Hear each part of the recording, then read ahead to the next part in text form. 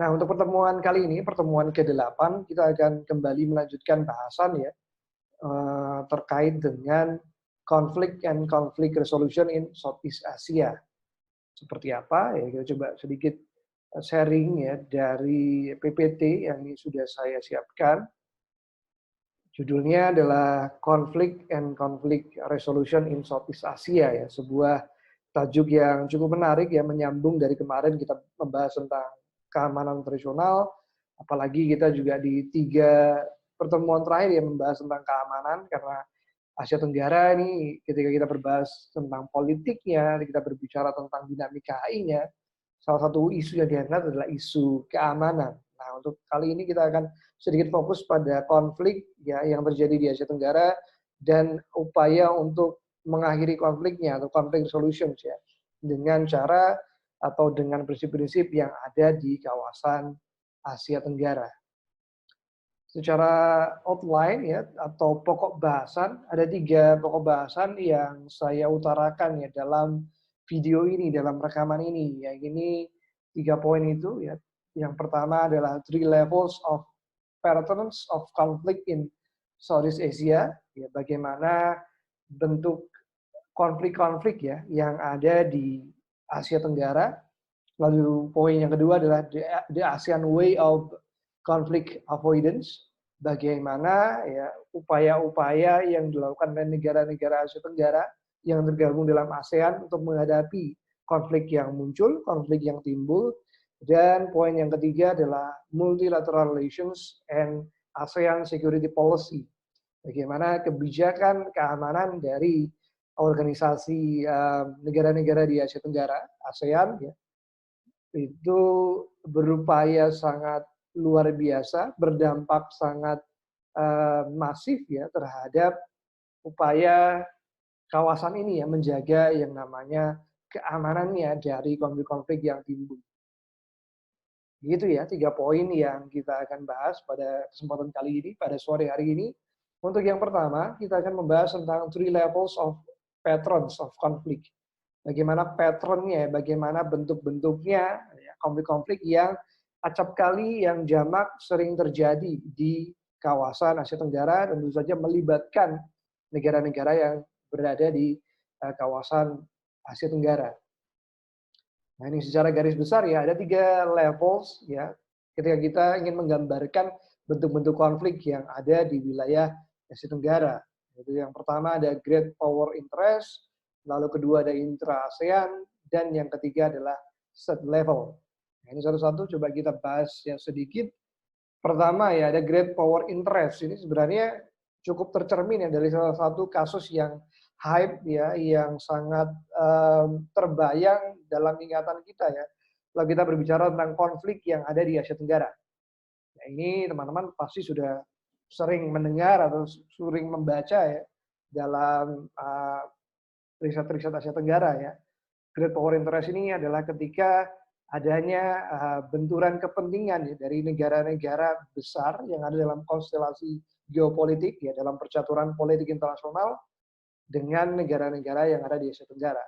Contoh gampangnya adalah bagaimana kita bisa melihat konflik Laut Cina Selatan ya, bagaimana Great Power Interest di sana muncul, direpresentasikan oleh Cina, oleh Tiongkok ya, dengan upayanya mengklaim ya 9 garis putus-putus yang ternyata itu sedikit banyak ya mencaplok wilayah-wilayah dari negara-negara di kawasan Asia Tenggara. Ya, kita juga bisa melihat dari bahasan era Perang Dingin ya, yang sangat berpengaruh terkait dengan penyebaran ideologi ya.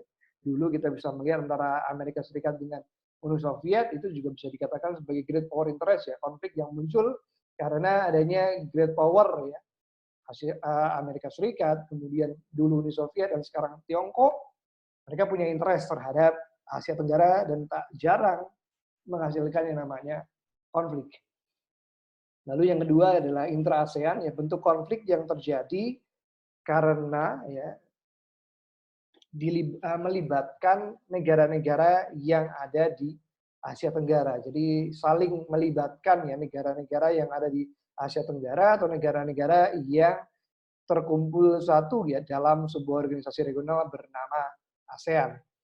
Konflik-konflik seperti yang panas, dinamikanya naik turun ya, kadang panas, kadang dingin, Indonesia Malaysia, kemudian batas-batas wilayah karena berdekatan Thailand dengan Kamboja gitu ya. Jadi dua konflik yang cukup panas juga. Malaysia juga ada satu lagi dengan Singapura ya, Malaysia dengan Singapura.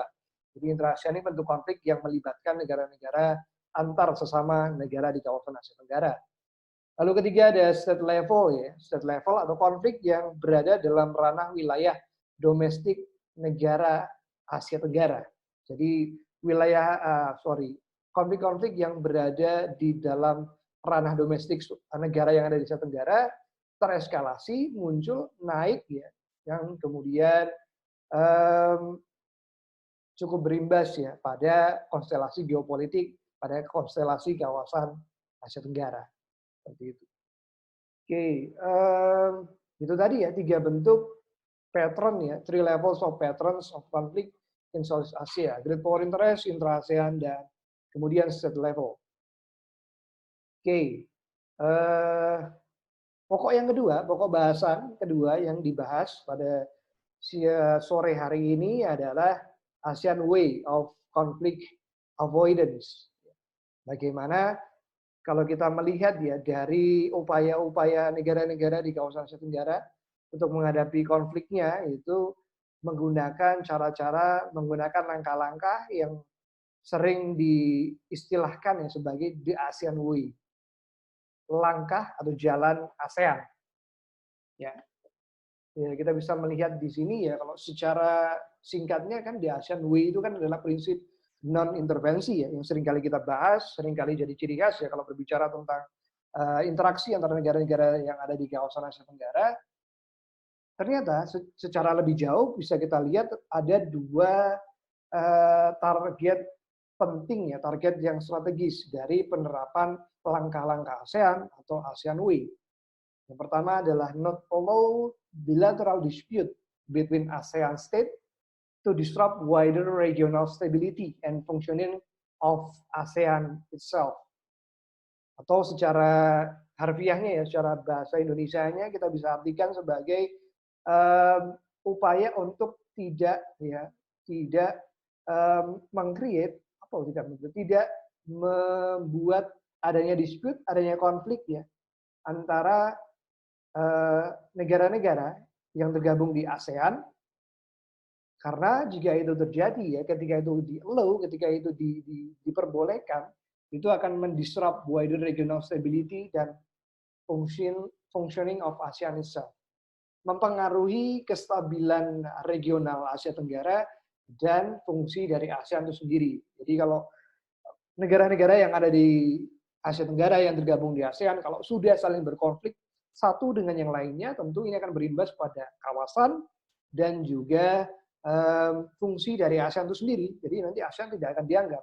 Maka kemudian perlu adanya satu kesepakatan ya yang dianut bersama oleh negara-negara di Asia Tenggara disebut sebagai ASEAN Way. Lalu kedua ya, strategi goals dari ASEAN Way adalah not let bilateral issues between ASEAN state and non-ASEAN states negatively affect intra-ASEAN relations. Lagi-lagi interaksi antara negara-negara ASEAN, ya negara-negara Asia Tenggara itu sendiri dengan negara-negara yang bukan tergabung di ASEAN ya, atau negara-negara di luar Asia Tenggara, itu tidak boleh adanya efek-efek yang negatif ya antara hubungan mereka. So dipastikan bahwa dengan ASEAN Way ini adalah upaya untuk memagari agar interaksi dengan negara-negara di luar dari kawasan regional Asia Tenggara itu bisa direm. Seperti itu. Jadi ada 2 strategi goals ya, 2 strategic goals of ASEAN Way.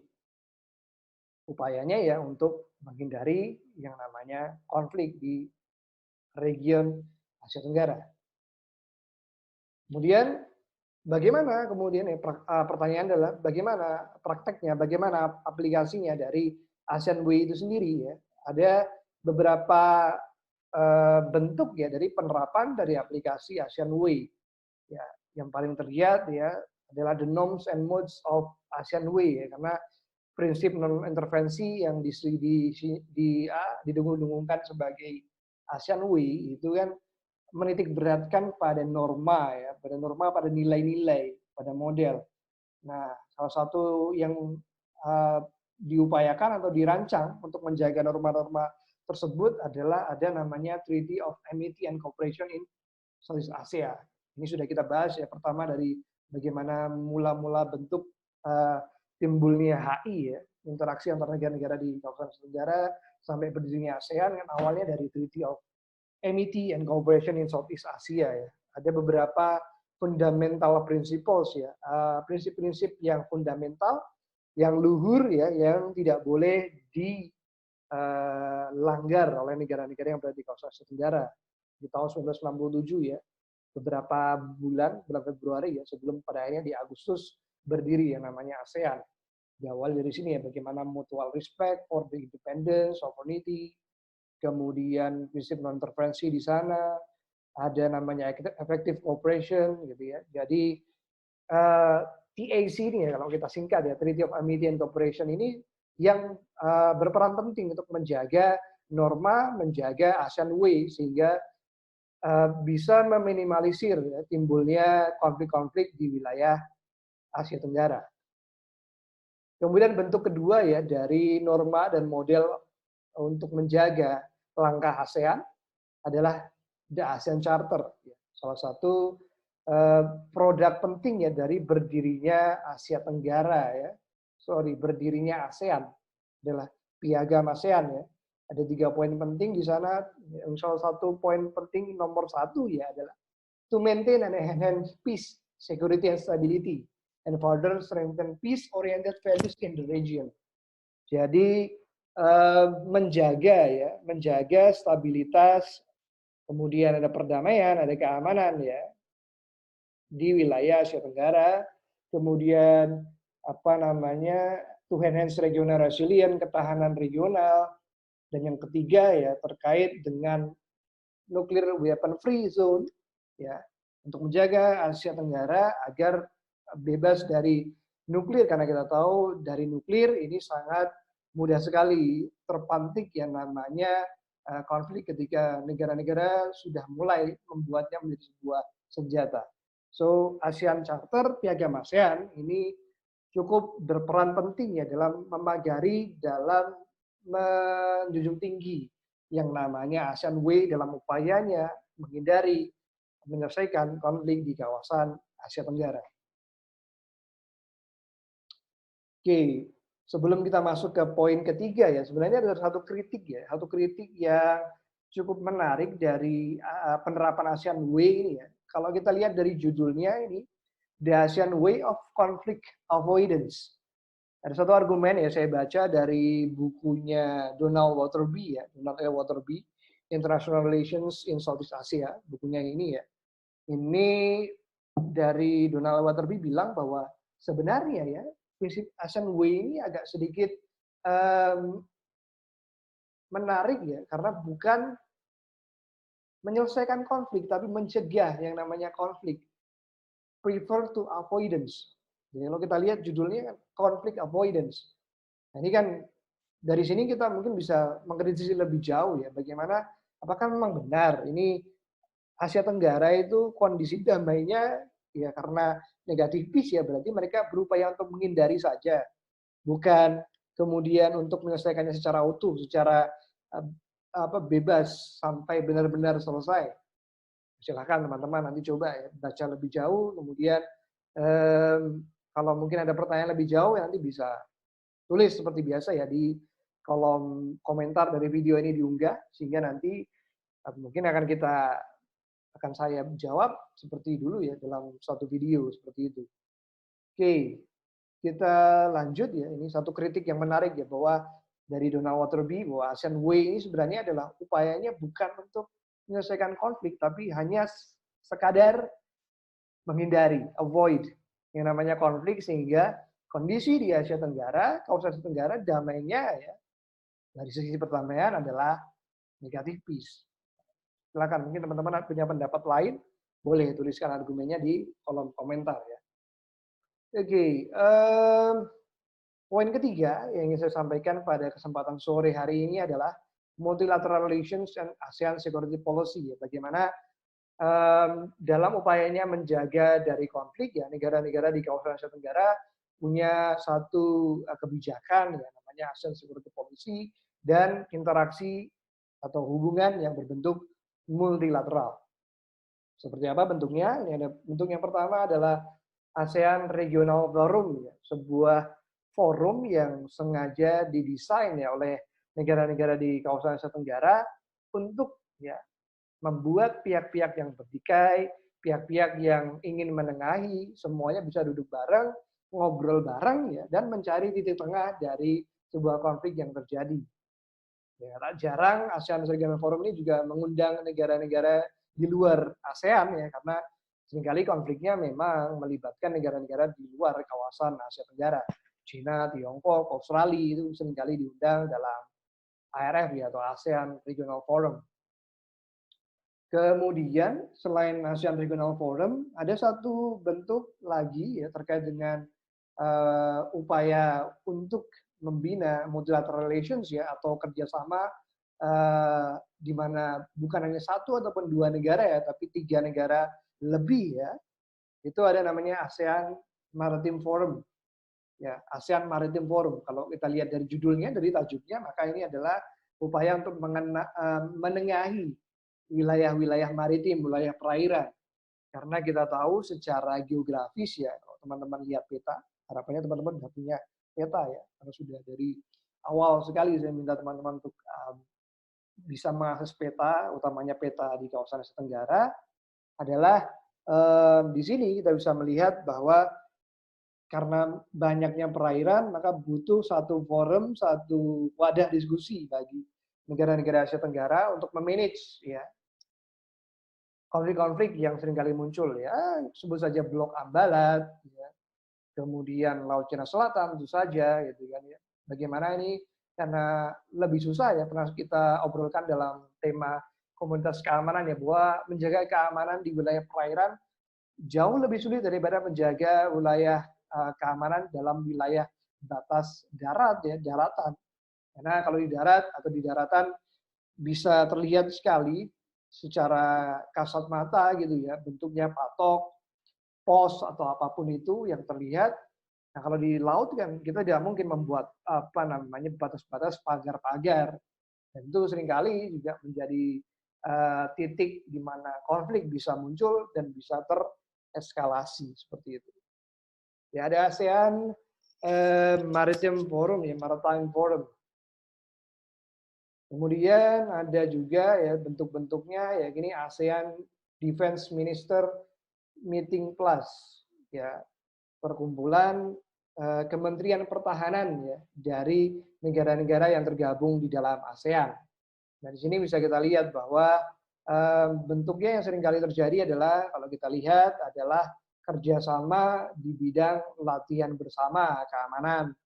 Ini Indonesia sering banget dengan Singapura, dengan Malaysia, dengan Thailand, gitu. Seringkali bekerja sama ya dalam sebuah latihan bareng keamanan ya simulasi mengamankan wilayahnya. Dan ini yang menarik juga ya bahwa ternyata mereka juga mengundang ya negara-negara di lain atau di luar wilayah Asia Tenggara yang punya concern juga dalam bidang keamanan. Rusia salah satunya ya karena di mana penghasil senjata-senjata pesawat artileri ya kebanyakan juga diimpor ke Asia Tenggara gitu ya. Maka kemudian diundang juga Amerika Serikat juga diundang. Tujuannya adalah strengthening cooperation and building resilience ya. Kalau digambar teman-teman bisa lihat membangun kerjasama dan menegakkan ketahanan antar negara-negara di kawasan regional Asia Tenggara. Oke, itu ya untuk apa namanya materi kita pada sore hari ini. Terima kasih teman-teman ya, Kapkun kalau ada dalam bahasa Thailand. Namun sebelum saya akhiri dari video pengantar ini, ada satu hal yang juga ingin saya sampaikan kepada teman-teman ya terkait dengan aktivitas kelasnya karena ini kan sudah ada video ya teman-teman sudah menonton video pengantar Nah, untuk selanjutnya adalah saya titipkan kepada teman-teman ya untuk video pengantar. Ya ini teman-teman tadi kan sudah melihat ya bentuk-bentuk konflik yang ada di Asia Tenggara ya. Kita bisa melihat ada great power interest, kemudian ada intra-ASEAN, kemudian ada state level. Nah, saya minta teman-teman untuk mencari ya dua konflik yang termasuk ke dalam intra-ASEAN dan state level. Saya ulangi lagi, saya minta setelah ini teman-teman untuk mencari ya bentuk-bentuk konflik satu saja masing-masing ya. Jadi ada dua poin yang teman-teman kumpulkan, yaitu ini bentuk konflik dari sisi intra-ASEAN dan dari sisi state level. Bentuknya seperti apa? Silakan teman-teman melakukan clipping gitu ya, seperti yang sudah pernah dilakukan. Saya rasa silakan teman-teman cari itu bentuknya dalam website ya, dari internet, konflik apa yang pernah terjadi di Asia Tenggara yang dapat digolongkan sebagai konflik intra-ASEAN dan konflik di tataran state level. Ya, silahkan teman-teman cari masing-masing satu sehingga teman-teman nanti mengumpulkan dua bentuk kasus ya, bentuk konflik yang ada di kawasan Asia Tenggara, dan aktivitas tersebut akan dianggap ya sebagai bentuk presensi teman-teman sekalian. Jadi itu ya, silakan teman-teman untuk perhatikan aktivitas kelasnya dan kerjakan dengan seksama, kerjakan dengan baik ya. Silakan di clipping, dicari bentuk konfliknya dan berikan penjelasan ya. 3 sampai 5 kalimat saja cukup ya, tidak perlu panjang lebar.